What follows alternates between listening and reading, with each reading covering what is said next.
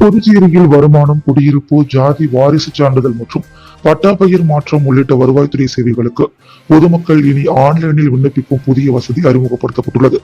இதற்கான இணையவழி சேவையை முதலமைச்சர் ரங்கசாமி தொடங்கி வைத்தார்.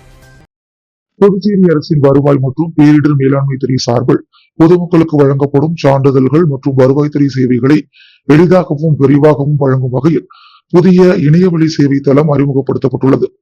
தேசிய தகவலியல் மையமான NIC-யின் தொழில்நுட்ப உதவியுடன் உருவாக்கப்பட்ட இந்த புதிய ஆன்லைன் சேவையை சட்டப்பேரவை அலுவலகத்தில் முதலமைச்சர் ரங்கசாமி தொடங்கி வைத்தார். இதன் மூலம் பொதுமக்கள் தங்களது இருப்பிடத்தில் இருந்தே பல்வேறு வருவாய்த்துறை சேவைகளுக்கு ஆன்லைனில் விண்ணப்பிக்க முடியும். குறிப்பாக குடியிருப்பு சான்றிதழ், வருமான சான்றிதழ், ஜாதி மற்றும் சமூக சான்றிதழ், வாரிசு சான்றிதழ், பட்டா பெயர் மாற்றம் உள்ளிட்ட சேவைகளுக்கு இணைய வழியில் விண்ணப்பிக்கலாம். மேலும் மாணவர்களின் கல்வி உதவித்தொகை உள்ளிட்ட சேவைகளுக்கான குடியிருப்பு, வருமானம் மற்றும் ஜாதி சமூக சான்றிதழ்களையும் இந்த இணைய வழி சேவை மூலம் பெற முடியும். ஆன்லைனில் விண்ணப்பித்த பிறகு அதன் நிலையை இணையதளத்திலேயே பொதுமக்கள் தெரிந்து கொள்ளலாம். விண்ணப்பத்தின் முன்னேற்றம் தொடர்பான தகவல்கள் குறுஞ்செய்தி மற்றும் மின்னஞ்சல் மூலமாகவும் விண்ணப்பதாரர்களுக்கு தெரிவிக்கப்படும். மேலும் ஆகஸ்ட் 17ஆம் தேதி முதல் புதுச்சேரியில் உள்ள அரசு உதவி பெறும் மற்றும் தனியார் பள்ளிகளில் பயிலும் மாணவர்களும் இந்த இணைய வழி சேவையை பயன்படுத்திக் கொள்ளலாம் என தெரிவிக்கப்பட்டுள்ளது. பள்ளி நிர்வாகத்தின் ஒருங்கிணைப்புடன் தேவையான ஆவணங்களை சமர்ப்பித்து மாணவர்களுக்கான விண்ணப்பங்கள் இணைய வழியில் பதிவு செய்யப்படும். பின்னர் வருவாய்த்துறையின் உரிய சரிபார்ப்புக்கு பிறகு சான்றிதழ்கள் வழங்கப்படும். இணைய வழியில் வழங்கப்படும் சான்றிதழ்களில் QR குறியீடு இடம்பெறும். இதனை ஸ்கேன் செய்வதன் மூலம் கல்வி நிறுவனங்கள், அரசு அலுவலகங்கள் உள்ளிட்ட சம்பந்தப்பட்ட நிறுவனங்கள் சான்றிதழின் உண்மைத்தன்மையை ஆன்லைனில் சரிபார்க்க முடியும். மேலும் மின்னணு சான்றிதழ்கள் டிஜிலாக்கர் வசதியுடன் ஒருங்கிணைக்கப்பட்டுள்ளதால் பொதுமக்கள் தங்களுக்கு தேவையான நேரத்தில் சான்றிதழ்களை பயன்படுத்திக் கொள்ள முடியும். பொதுமக்கள் அரசு அலுவலகங்களுக்கு நேரில் செல்வதை குறைத்து வருவாய்த்துறை சேவைகளை எளிதாகவும் விரைவாகவும் பெறுவதுடன் நிர்வாகத்தின் செயல்திறனை மேம்படுத்தும் வகையில் இந்த புதிய இணைய வழி சேவை அறிமுகப்படுத்தப்பட்டுள்ளது. தொழிலாளர், விவசாயிகள் மற்றும் பொதுமக்களுக்கு எதிரான கொள்கைகளை மத்திய அரசு கைவிட வலியுறுத்தி புதுச்சேரியில் தொழிலாளர்கள் மற்றும் விவசாயிகள் சாலை மறியல் போராட்டத்தில் ஈடுபட்டனர். போராட்டத்தில் ஈடுபட்ட அனைவரையும் போலீசார் கைது செய்தனர். தொழிலாளர்கள், விவசாயிகள் மற்றும் பொதுமக்களுக்கு எதிரான கொள்கைகளை மத்திய அரசு கைவிட வலியுறுத்தி நாடு தழுவிய மறியல் போராட்டம் இன்று நடைபெற்றது. இதன் ஒரு பகுதியாக புதுச்சேரியில் தொழிலாளர்கள் மற்றும் விவசாயிகள் இணைந்து சுதேசி காட்டன் மில் பகுதியில் இருந்து ஊர்வலமாக புறப்பட்டனர். தொடர்ந்து புதிய பேருந்து நிலையம் வாயிலில் அமர்ந்து சாலை மறியல் போராட்டத்தில் ஈடுபட்டனர். போராட்டத்தில் 4 தொழிலாளர் சட்ட தொகுப்புகளையும் ரத்து செய்ய வேண்டும், தொழிற்சங்க உரிமைகளுக்கு முழுமையான உத்தரவாதம் வழங்க வேண்டும், தொழிலாளர் பாதுகாப்பு சட்டங்களை மீண்டும் அமல்படுத்த வேண்டும் உள்ளிட்ட கோரிக்கைகளை வலியுறுத்தி முழக்கங்கள் எழுப்பப்பட்டன. மேலும் அகவலில் பதிவுடன் இணைக்கப்பட்ட 42,000 ரூபாய் சட்டப்பூர்வ குறைந்தபட்ச ஊதியம் வழங்க வேண்டும் என்றும், விவசாயிகள் மற்றும் தொழிலாளர்களுக்கு எதிரான வெளிநாட்டு வர்த்தக ஒப்பந்தங்களை கைவிட வேண்டும் என்றும் வலியுறுத்தினர். மகாத்மா காந்தி தேசிய ஊரக வேலை உறுதி திட்டத்தை மீண்டும் வலுப்படுத்த வேண்டும் உள்ளிட்ட பல்வேறு கோரிக்கைகளையும் முன்வைத்தனர். சுமார் 1 மணி நேரம் நடைபெற்ற சாலை மறியல் போராட்டத்தால் புதிய பேருந்து நிலையம் பகுதியில் போக்குவரத்து பாதிக்கப்பட்டது. இதையடுத்து அங்கு பாதுகாப்பு பணியில் ஈடுபட்டிருந்த போலீசார் சாலை மறியலில் ஈடுபட்ட தொழிலாளர்கள் மற்றும் விவசாயிகளை கைது செய்து அழைத்துச் சென்றனர். புதுச்சேரியில் நெல் சாகுபடி விவசாயிகளுக்கான அறுவடைக்கு பிந்தைய உதவித்தொகை உயர்த்தப்பட்டுள்ள நிலையில் காரைக்கால் மாவட்டத்தைச் சேர்ந்த 4,217 விவசாயிகளுக்கு ரூபாய் 4,80,73,350 வழங்கும் பணியை முதலமைச்சர் ரங்கசாமி தொடங்கி வைத்தார். புதுச்சேரி வேளாண் மற்றும் விவசாயிகள் நலத்துறை சார்பில் விவசாயிகளுக்கான உயர்த்தப்பட்ட பயிர் உற்பத்தி ஊக்கத்தொகை வழங்கும் நிகழ்ச்சி நடைபெற்றது. இதில் வேளாண் துறை அமைச்சர் GNS ராஜசேகரன் முன்னிலையில் முதலமைச்சர் ரங்கசாமி விவசாயிகளுக்கு உதவித்தொகைக்கான காசோலைகளை வழங்கினார். புதுச்சேரியில் கடந்த ஆண்டு வரை நெல் சாகுபடி செய்த பொதுப்பிரிவு விவசாயிகளுக்கு 1 ஏக்கருக்கு 5,000 ரூபாயும், அட்டவணை பிரிவு விவசாயிகளுக்கு 6,000 ரூபாயும் வழங்கப்பட்டு வந்தது. தற்போது இந்த தொகை உயர்த்தப்பட்டுள்ளது. அதன்படி பொதுப்பிரிவு விவசாயிகளுக்கு 1 ஏக்கருக்கு 6,000 ரூபாயாகவும், அட்டவணை பிரிவு விவசாயிகளுக்கு 1 ஏக்கருக்கு 7,000 ரூபாயாகவும் உயர்த்தி வழங்கப்படுகிறது. இதன் அடிப்படையில் காரைக்கால் மாவட்டத்தில் 2025-26ஆம் ஆண்டு சம்பா பருவத்தில் நெல் சாகுபடி செய்த 3,618 பொதுப்பிரிவு விவசாயிகளுக்கு 7,145.03 ஏக்கர் பரப்பளவிற்கு 1 ஏக்கருக்கு 6,000 ரூபாய் வீதம் 4,28,70,70,180 ரூபாய் வழங்கப்படுகிறது. அதேபோல் 599 அட்டவணை பிரிவு விவசாயிகளுக்கு 743.3 ஏக்கர் பரப்பளவிற்கு 1 ஏக்கருக்கு 7,000 ரூபாய் வீதம் 52,03,170 ரூபாய் வழங்கப்படுகிறது. இரு பிரிவுகளையும் சேர்த்து மொத்தம் 4,80,73,350 ரூபாய் விவசாயிகளுக்கு வழங்க ஏற்பாடு செய்யப்பட்டுள்ளது.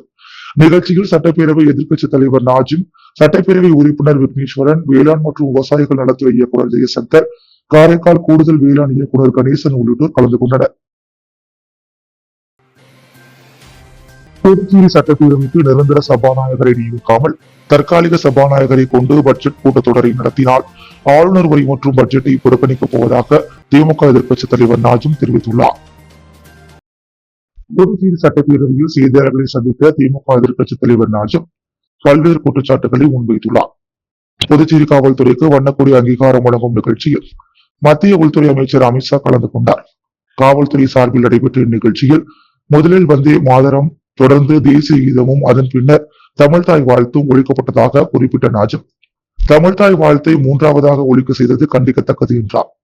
இது குறித்து காவல்துறை தலைவர் உரிய விளக்கம் அளிக்க வேண்டும் என்றும், அரசு விழாக்களில் தமிழ்தாய் வாழ்த்து முதலாவதாக பாடப்படும் நிலையை புதுச்சேரி அரசு உருவாக்க வேண்டும் என்றும் வலியுறுத்தினார்.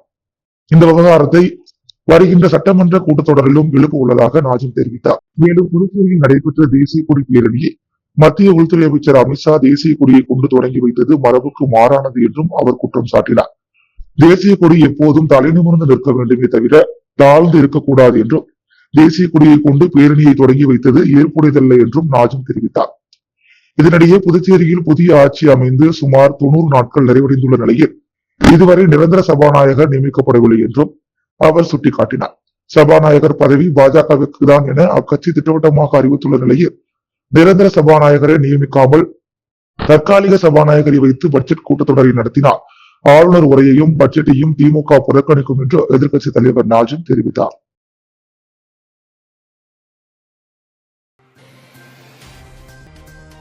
புதுச்சேரியில் மழைக்காலங்களில் தேங்கும் மழைநீரை வீணாக்காமல் நிலத்திற்குள் செலுத்தி நிலத்தடி நீர்மட்டத்தை உயர்த்தும் வகையில் ஜெர்மன் தொழில்நுட்ப அடிப்படையிலான நீர் மேலாண்மை திட்டத்தை செயல்படுத்துவதற்கான ஆய்வு காமராஜர் நகர் தொகுதியில் நடைபெற்றது. மழைக்காலங்களில் குடியிருப்பு பகுதிகளில் தேங்கும் மழைநீரை முறையாக சேமித்து நிலத்தடி நீர்மட்டத்தை உயர்த்தும் வகையில் புதிய நீர் மேலாண்மை திட்டத்தை செயல்படுத்துவதற்கான ஆய்வு புதுச்சேரியில் நடைபெற்றது. காமராஜர் நகர் தொகுதிக்குட்பட்ட ரெயின்போ நகர், வெங்கடா நகர், கிருஷ்ணா நகர் உள்ளிட்ட பகுதிகளில் இந்த ஆய்வு மேற்கொள்ளப்பட்டது. மழைக்காலங்களில் அதிக அளவில் தேங்கும் மழைநீரை நிலத்திற்குள் உறிஞ்சி செய்யும் வகையில் ஜெர்மன் தொழில்நுட்ப அடிப்படையிலான வாட்டர் மேனேஜ்மெண்ட் மற்றும் எக்கோ பிளாக் முறையை செயல்படுத்துவதற்கான சாத்தியக்கூறுகள் குறித்து அதிகாரிகள் மற்றும் தொழில்நுட்ப வல்லுநர்கள் ஆய்வு செய்தனர். இதன் ஒரு பகுதியாக நீர் உறிஞ்சி பூங்கா, நீர் உறிஞ்சி சாலை உள்ளிட்ட திட்டங்களை அமைத்து மழைநீரை வீணாகாமல் நிலத்திற்குள் செலுத்தி நிலத்தடி நீர்மட்டத்தை அதிகரிப்பது குறித்து ஆய்வு மேற்கொள்ளப்பட்டது. சென்னை மாநகராட்சி உள்ளிட்ட பல்வேறு நகரங்களில் இது போன்ற நீர் மேலாண்மை முறைகள் செயல்படுத்தப்பட்டு வரும் நிலையில் புதுச்சேரியிலும் இதனை செயல்படுத்துவதற்கான சாத்தியக்கூறுகள் குறித்து ஆய்வு நடைபெற்று வருகிறது. காமராஜர் நகர் தொகுதி சட்டமன்ற உறுப்பினர் ஜோ சார்லஸ் மார்டின் அழைப்பின் பேரில் நடைபெற்ற இந்த ஆய்வில் திட்டத்தை செயல்படுத்துவதற்கான தொழில்நுட்பம் மற்றும் நடைமுறை சாத்தியக்கூறுகள் குறித்து ஆலோசிக்கப்பட்டது. இந்த திட்டம் நடைமுறைக்கு வந்தால் மழைக்காலங்களில் ஏற்படும் தண்ணீர் தேக்கத்தை குறைப்பதுடன் மழைநீரை நிலத்திற்குள் செலுத்தி நிலத்தடி நீர்மட்டத்தை உயர்த்தவும் எதிர்காலத்தில் நீர் தேவைக்கு பயன்படுத்தவும் உதவும் என எதிர்பார்க்கப்படுகிறது. புதுச்சேரியின் நகர மற்றும் புறநகர் பகுதிகளில் பள்ளி நேரங்களில் கனரக வாகனங்கள் செல்ல தடை விதிக்க வேண்டும் என 18க்கும் மேற்பட்ட பொதுநல அமைப்பினர் மாவட்ட ஆட்சியரிடம் மனு அளித்தனர். புதுச்சேரி நகர மற்றும் புறநகர் பகுதிகளில் பள்ளி நேரங்களான காலை மற்றும் மாலை வேளைகளில் சாலையில் அதிக அளவில் கனரக வாகனங்கள் செல்வதால் விபத்துக்கள் ஏற்படுகிறது. அந்த வகையில் கடந்த வாரம் மேட்டுப்பாளையத்தில் பள்ளி சென்று வீடு திரும்பிய மாணவி டிப்பர் லாரி மோதி உயிரிழந்தார். இதுபோன்ற பல்வேறு பகுதிகளில் விபத்துக்கள் ஏற்பட்டுள்ளது. இந்நிலையில் இன்று 18க்கும் மேற்பட்ட சமூக நல அமைப்பினர் மாவட்ட ஆட்சியர் குலோத்துங்கனை நேரில் சந்தித்து மனு அளித்தனர். அந்த மனுவில் பள்ளி நேரங்களான காலை 8 மணி முதல் 9 மணி வரையும், மாலை 4 மணி முதல் 5 மணி வரையும் சாலைகளில் கனரக வாகனங்கள் செல்வதற்கு தடை விதிக்க வேண்டும் என வலியுறுத்தினர். புதுச்சேரி காமராஜ் நகர் தொகுதியில் லட்சிய ஜனநாயக கட்சி சார்பில் நடைபெற்ற இலவச மருத்துவ முகாமில் 200க்கும் மேற்பட்ட பொதுமக்கள் கலந்து கொண்டு பல்வேறு மருத்துவ பரிசோதனைகள் மற்றும் ஆலோசனைகளை இலவசமாக பெற்றனர். லட்சிய ஜனநாயக கட்சியின் தலைவரும் காமராஜ் நகர் சட்டமன்ற உறுப்பினருமான ஜோ சார்லஸ் மார்டின் அறிவுறுத்தலின்படி லட்சிய ஜனநாயக கட்சி, முத்தூட், அன்பின் நிழல் மற்றும் ஜோதி ஐகேர் இணைந்து நடத்திய இலவச மருத்துவ முகாம் புதுச்சேரி தமிழ் சங்கத்தில் நடைபெற்றது. முகாமில் பொதுமக்களுக்கு ரத்த பரிசோதனை, ரத்த அழுத்த பரிசோதனை, கண் பரிசோதனை, பிசியோதெரபி மற்றும் பொது மருத்துவ ஆலோசனை உள்ளிட்ட பல்வேறு மருத்துவ சேவைகள் இலவசமாக வழங்கப்பட்டன. காமராஜர் நகர் தொகுதியைச் சேர்ந்த பொதுமக்கள் மட்டுமின்றி புதுச்சேரியின் பிற தொகுதிகளைச் சேர்ந்தவர்களும் முகாமில் கலந்து கொண்டு மருத்துவ பரிசோதனைகளை மேற்கொண்டு பயன்பெற்றனர். மேலும் துப்புரவு தொழிலாளர்களுக்கு சிறப்பு மருத்துவ பரிசோதனைகளும் மேற்கொள்ளப்பட்டன. இந்த மருத்துவ முகாமில் 200க்கும் மேற்பட்ட பொதுமக்கள் கலந்து கொண்டு மருத்துவ சேவைகளை பெற்றனர். நிகழ்ச்சியில் லட்சிய ஜனநாயக கட்சியின் நிர்வாக பொதுச் செயலாளர் ராம்குமார், பொதுச் செயலாளர் வழக்கறிஞர் பிரபாகரன், காமராஜர் நகர் குறைதீர்க்கும் குழுவைச் சேர்ந்த சாஜிதா, வார்டு தலைவர்கள், பூத் தலைவர்கள் மற்றும் கட்சி நிர்வாகிகள் உள்ளிட்டோர் கலந்து கொண்டனர். தேசிய குடற்புழு நீக்க நாளையொட்டி புதுச்சேரியில் 1 முதல் 19 வயது வரையிலான 3,02,244 குழந்தைகள் மற்றும் இளம் பருவத்தினருக்கு குடற்புழு நீக்க மாத்திரைகள் வழங்கும் பணியை சுகாதாரத்துறை இயக்குநர் டாக்டர் செபில் தொடங்கி வைத்தார். இந்திய சுகாதாரம் மற்றும் குடும்பநல அமைச்சகத்தின் ஆலோசனையின்படி ஆகஸ்ட் 10ஆம் தேதி தேசிய குடற்புழு நீக்க நாளாக கடைபிடிக்கப்படுகிறது. இதையொட்டி புதுச்சேரியில் 1 முதல் 19 வரையிலான அனைத்து குழந்தைகள் மற்றும் இளம் பருவத்தினருக்கும் குடற்புழு நீக்க மாத்திரைகள் வழங்கப்பட்டு வருகின்றன. 2ஆம் கட்டமாக இன்று 3,03,244 குழந்தைகள் மற்றும் இளம் பருவத்தினருக்கு குடற்புழு நீக்க மாத்திரைகள் வழங்கப்பட உள்ளன. இதற்கான தொடக்க நிகழ்ச்சி புதுச்சேரி வஉசி பள்ளியில் நடைபெற்றது.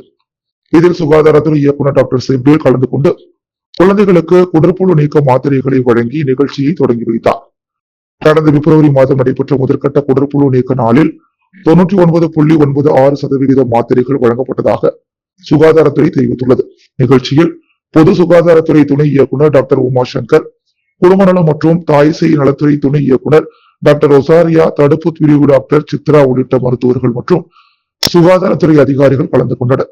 மேலும் மருத்துவர்கள், செவிலியர்கள், ஆஷா பணியாளர்கள், பள்ளி முதல்வர், ஆசிரியர்கள் மற்றும் ஊழியர்களும் பங்கேற்றனர். தேசிய குடற்புழு நீக்க நாள் நிகழ்ச்சிக்கான ஏற்பாடுகளை குடும்பநலம் மற்றும் தாய்சேய் நலத்துறை துணை இயக்குநர் டாக்டர் ரொசாரியா ஒருங்கிணைத்தார். புதுச்சேரி பூரணாங்குப்பத்தில் முதன்முறையாக தேசிய அளவிலான சிலம்பம் போட்டி நடைபெற்றது.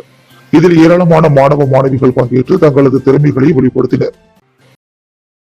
புதுச்சேரி மாமல்லன் சிலம்பம் மற்றும் நாட்டுப்புற கலை வளர்ச்சி கழகம் சார்பில் பூரணாங்குப்பத்தில் தேசிய அளவிலான சிலம்பம் போட்டி நடைபெற்றது.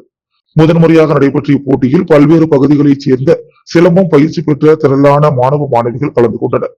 போட்டியில் வெற்றி பெற்ற மாணவ மாணவிகளுக்கு லட்சிய ஜனநாயக கட்சியின் தலைவரும் காமராஜர் நகர் தொகுதி சட்டமன்ற உறுப்பினருமான ஜோ சார்லஸ் மார்டின் பரிசுகள் மற்றும் சான்றிதழ்களை வழங்கி பாராட்டினார். நிகழ்ச்சியில் முன்னாள் சபாநாயகர் ஏம்பலம் செல்வம், லட்சிய ஜனநாயக கட்சியின் நிர்வாக பொதுச் செயலாளர் ராம்குமார், பொதுச் செயலாளர் டாக்டர் துரைசாமி உள்ளிட்டோர் கலந்து கொண்டனர். தமிழகத்தில் தமிழக வெற்றிக் கழக தலைவர் விஜய் ஊழலற்ற ஆட்சியை வழங்கி வருவதாகவும், அவரது ஆட்சியை இந்தியா முழுவதும் மக்கள் விரும்புவதாகவும், வரும் காலத்தில் விஜய் பிரதமராக வேண்டும் என மக்கள் விரும்புவதாகவும் புதுச்சேரி தாலுகா சட்டமன்ற உறுப்பினர்கள் சாய் சரவணகுமார் மற்றும் ராமு தெரிவித்துள்ளனர். நெல்லித்தோப்பு சட்டமன்ற தொகுதி தமிழக வெற்றிக் கழக நிர்வாகியும் தாரகை அறக்கட்டளை நிறுவனருமான மகேந்திரன் ஏற்பாட்டில் தொகுதிக்கு உட்பட்ட பொதுமக்களின் குடும்ப சுப நிகழ்ச்சிகள் மற்றும் துக்க நிகழ்ச்சிகளுக்கு தேவையான பந்தல், நாற்காலிகள், ஐஸ் பாக்ஸ் உள்ளிட்ட பொருட்களை விலையில்லா சேவையாக வழங்கும் திட்டத்தின் தொடக்க நிகழ்ச்சி நடைபெற்றது. நிகழ்ச்சியில் புதுச்சேரி தமிழக வெற்றிக் கழகத்தின் திருபுவனை சட்டமன்ற உறுப்பினர் சாய் சரவணகுமார், மணவெளி சட்டமன்ற உறுப்பினர் ராமு மற்றும் முன்னாள் சட்டமன்ற உறுப்பினர் சாமிநாதன் உள்ளிட்டோர் கலந்து கொண்டனர். தொடர்ந்து தாவேகா சட்டமன்ற உறுப்பினர்கள் சாய் சரவணகுமார் மற்றும் ராமு ஆகியோர் செய்தியாளர்களை சந்தித்தனர். அப்போது பேசிய அவர்கள், புதுச்சேரி காவல்துறைக்கு குடியரசுத் தலைவரின் வண்ணக்கோடி விருது கிடைத்திருப்பது மகிழ்ச்சி அளிப்பதாகவும் இது வரவேற்கத்தக்கது என்றும் தெரிவித்தனர். அதே நேரத்தில் இந்த சிறப்பான நிகழ்ச்சியில் தேசிய கீதம் பாடப்பட்ட போது தமிழ்தாய் வாழ்த்து பாடப்படாதது கண்டிக்கத்தக்கது என்றும், வரும் காலங்களில் இது போன்ற சம்பவங்கள் நடைபெறக்கூடாது என்றும் கூறினர். தமிழகத்தில் அரசு விழாக்களில் தமிழ்தாய் வாழ்த்து பாடப்படும் என தமிழக வெற்றிக் கழக தலைவர் விஜய் கூறியிருப்பதை சுட்டிக்காட்டிய அவர்கள், அதே போல் புதுச்சேரியிலும் அனைத்து அரசு விழாக்களிலும் தமிழ்தாய் வாழ்த்து பாடப்பட வேண்டும் என வலியுறுத்தினர்.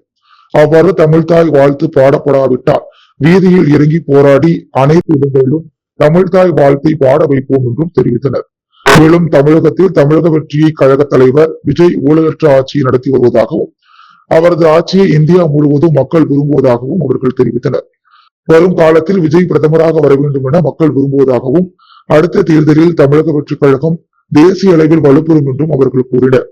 தமிழகத்தில் தாவேகா மற்றும் திமுக இடையேதான் போட்டி நிலவும் என்றும் புதுச்சேரியில் தாவேகா மட்டுமே வலுவான அரசியல் கட்சியாக உள்ளது என்றும் அவர்கள் தெரிவித்தனர். மேலும் புதுச்சேரியில் பாஜக மட்டுமின்றி திமுக உள்ளிட்ட பல்வேறு கட்சிகளில் உள்ளவர்களும் தமிழக வெற்றிக் கழகத்தில் இணைய தயாராக இருப்பதாகவும் அவர்கள் விரைவில் கட்சியில் இணைவார்கள் என்றும் தாவேகா சட்டமன்ற உறுப்பினர்கள் தெரிவித்தனர். நிகழ்ச்சியில் நெல்லித்தோப்பு தொகுதி தாவேகா நிர்வாகிகள், முக்கிய பிரமுகர்கள், அறக்கட்டளை நிர்வாகிகள் மற்றும் கட்சி நிர்வாகிகள் திரளாக கலந்து கொண்டனர். புதுச்சேரி மாநில தாவேகா ஊடக பிரிவு இணை ஒருங்கிணைப்பாளர் நிரேஷ்குமார், நெல்லித்தோப்பு தொகுதி தலைமை கழக நிர்வாகிகள் செந்தில்குமார், மோரிஸ், விக்னேஸ்வரன், தியாகு உள்ளிட்ட நிர்வாகிகளும் முன்னிலை வகித்தனர். மேலும் மாநில மற்றும் தொகுதி தலைமை கழக நிர்வாகிகள், கிளை கழக நிர்வாகிகள், மகளிரணி நிர்வாகிகள் உள்ளிட்டோர் கலந்து கொண்டு நிகழ்ச்சியை சிறப்பித்தனர். புதுச்சேரியைச் சேர்ந்த மாணவிகள் மோனிகா ஸ்ரீ மற்றும் புனிதா ஸ்ரீ ஆகியோரின் பரதநாட்டிய அரங்கேற்ற நிகழ்வு கம்பன் கலையரங்கில் விமர்சையாக நடைபெற்றது.